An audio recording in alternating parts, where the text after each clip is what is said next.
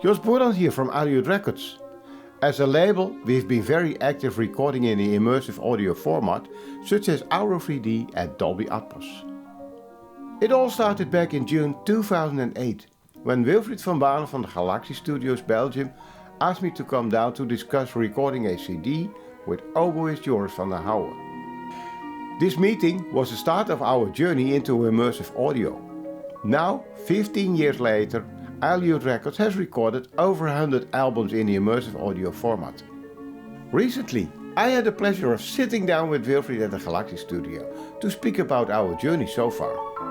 So, I hope you enjoy our video and don't forget to check out our releases at wilfriedrecords.com.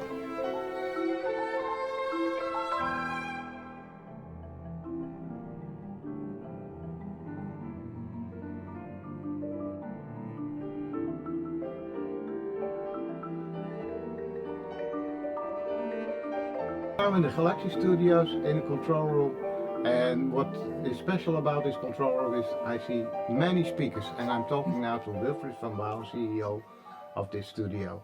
Perhaps he can tell us about why all these speakers are here.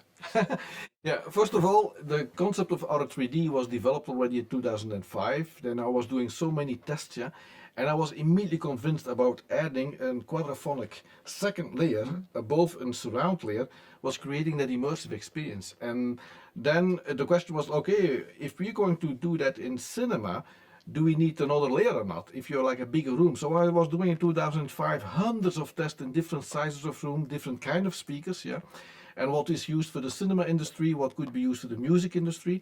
And then I came to a consensus that I think, let's say, okay, we should start on the basic of 5 or 7.1. It's the choice depending on music. In music there's less impact than compared to film. The 7.1 has there a little bit more, let's say, possibilities and an effect, And then of course the second layer is like a quadraphonic layer, But for cinema again, I added the height center speaker, because on a big screen you can have a lot of extra things you can do with the height center, And then of course the voice of God, Is it a way of spying, or what is it?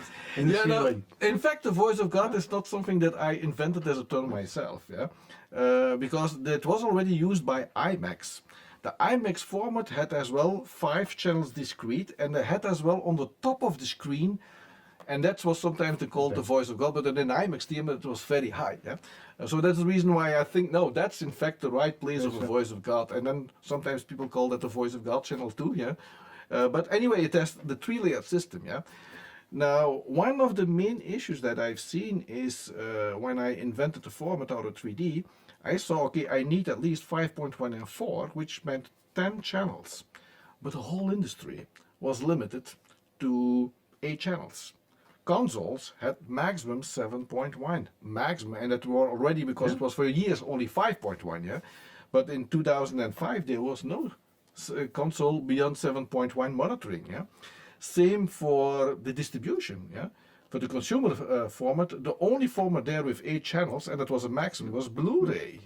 Blu-ray had 8 channels of PCM, uncompressed audio. And then it went even further, because at home people have the HDMI connection, where many companies worked 3-4 years to have that standard ready. So how to bring that format into the market? And they were like, it was really a stack of innovation things, putting microphones together, a mixing console. So what I did is I went to AMS Neve, digital manufacturer of leading manufacturer in digital consoles for music, but mainly as well for film. And I asked them, is it possible to create a console where we can have, let's say, 3-dimensional routing and 3-dimensional panning? And I remember that the CEO, Mark Kreb, said, Wilfried, you really believe that this is going to happen one day? 3-dimensional sound in music and films? I said, Mark, I really believe it, And said, do you think you can bring me like at least 10 clients? I say, I think I can. So finally, they worked together on this concept. We worked we worked a few months on designing the whole stuff together and seeing that everything was implemented with the routing and all the kind of stuff that I had in mind, because the workflow for Auro 3D allows that you can create Auro 3D, surround sound and stereo in one go, so it does not require extra time to make the Auro 3D format, And the point is that we needed as well 3D panning and 3D routing, yeah. So with two panners, yeah, with two joysticks, we could make here like one panner doing the X and the Y axis and the other one the Z axis. So with the combination of both, you have to train a little bit just to get it right, but you could really fly things around you. And then of course, yeah, then it worked. It was about 3 years that we worked till the console was ready, and this was the first ever console, yeah, and it was up till 384 kilohertz, yeah, with there are 1,000 channels inside, yeah, 1,000 channels. This is just one channel. Many layers. Yeah, and you have the layers. You can put them and you can divide them, so you have an easy overview of all these layers, yeah. And of course, and this was here installed in April 2010. And then this was the first ever immersive sound audio studio, with a large production. There were already, let's say, smaller studios, but this was really the first large commercial studio for audio 3D production.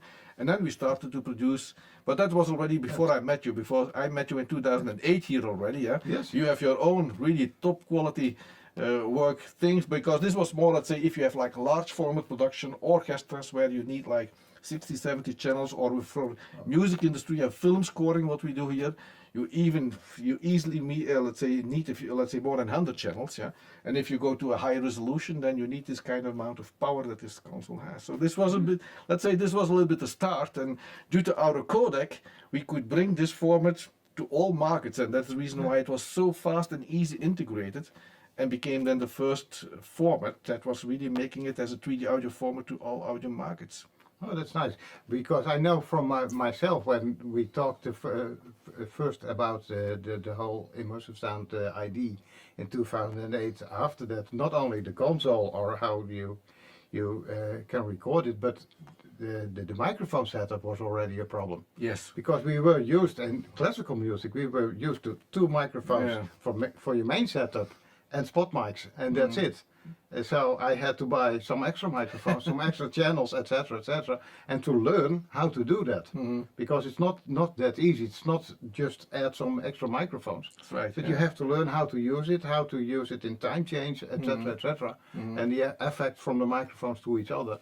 What will be the result? And it's a challenge. Yeah, but this is something that we see all the time again when something new is coming up. The first thing when we came from mono to stereo, you cannot imagine, and the whole ping pong effect in the beginning and how to create the depth. This was already the first step coming from a point source to stereo. Yeah, and many people thought that stereo was 2D and surround sound was then the 3D. Because that was the missing axis, yeah. And that's right for film, where you have already like a vertical plane in front, and that's the third dimension. But stereo was just in fact only a one-dimensional reproduction format, yeah. And when we went from stereo to surround sound, you remember all the same discussions went over again, and then the use of the center speaker or not. Certain people didn't like that center, and you see, and I see now when we're going to other 3D or to other immersive sound formats, every time again is like the learning curve, how to do it and how to achieve what you have, yeah.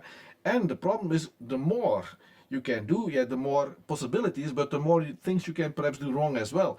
So it requires a curve. But what for me was a learning curve was especially what height is doing with our brain, and let's say how easy you can, let's say, distract things around you as well. And let's say when I was busy with this height, and as well panning in height, I learned so many things about the coherence in the vertical axis, which is so key to get the natural sound. And the moment when you have the speakers, or let's say when your sound too much, let's say as an angle, yeah, which is too big, yeah, like an angle more than 40-45 degrees, then suddenly sound falls apart, and it does not have that natural coherence anymore. And this was for me strange, because in stereo you can have easy up till 60 degrees, and you can create a coherent sound field. But in the vertical axis, that didn't work, and it took me a while. Oh, why is it not working? And all that research was such an amazing, interesting curve, and that was bringing me to the format, let's say, how to create, let's say, in the most efficient way, the most natural sound. Although it's of course an illusion to reproduce natural sound, but at least the efficiency is an important thing, and the compatibility. Yeah? So all these elements came together, and then when I met you like 3 years later, there was already some work being done at that moment, and I was trying to put the next steps already. But I was very happy that so many people, and you as well as a pioneer, yeah, supported immediately the format, and it's amazing the kind of work and the fantastic work you did all those years. Yeah, already. How many albums you have now in total? I think at least I have 100 albums recorded in our 3D now, and I think it's now 140, 150. It's amazing. And next year it will be more and more and more, of course. For me, the main experience was when some of the musicians, and that's where I can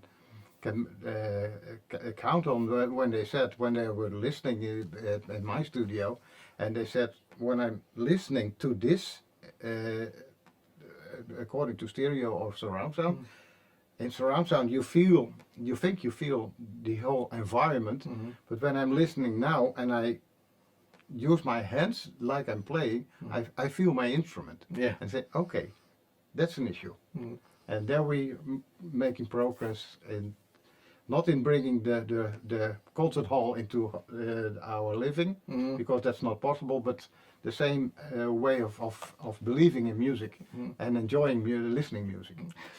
You know, one of the surprising things what I had often when I was recording stereo, when the musician came into the control room to check the sound, it was always like, oh, can you a little bit more this, a little bit more that, a little bit more direct, a little bit more. It was always like, can we change it? It is not exactly my natural sound.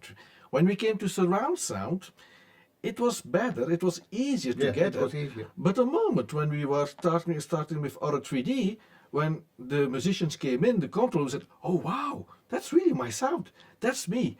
And I almost never had discussions. But of course, it depends on what the kind of microphone you're using and what the kind of things. Perhaps you can explain a little bit more the way that you approach, let's say, to get that experience with Aura 3D. Yeah. I know this discussion. In the past I had a discussion about how to record stereo, how to do it with two microphones. I once did a jazz band with two microphones and multi-mic as well at the same time.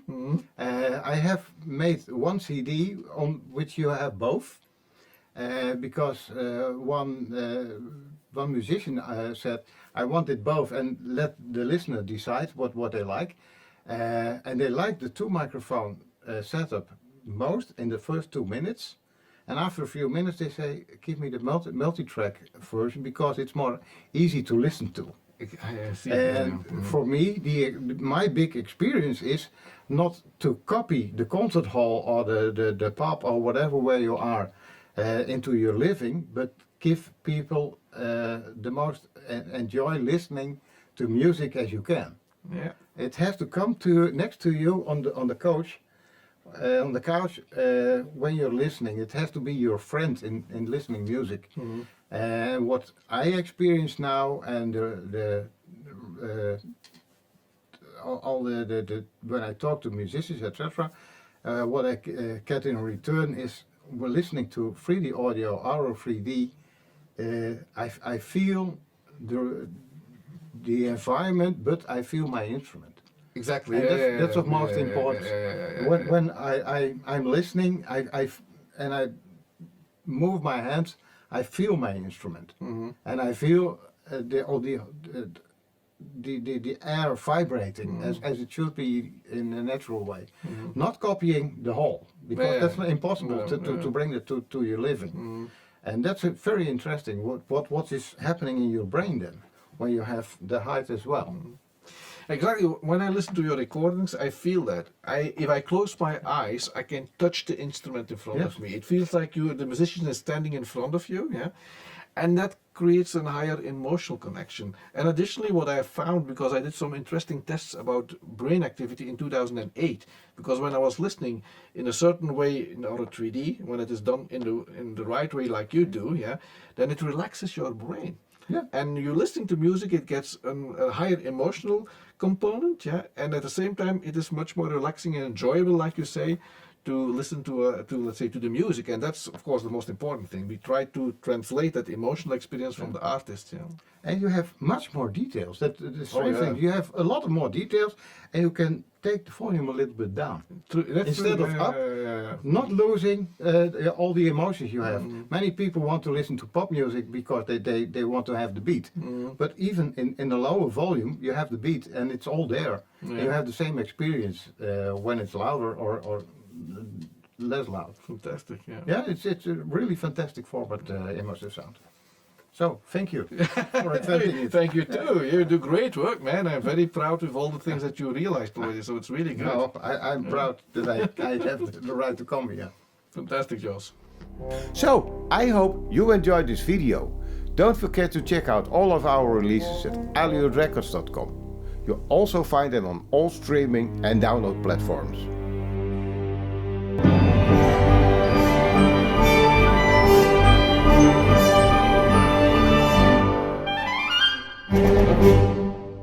All the best and until next time.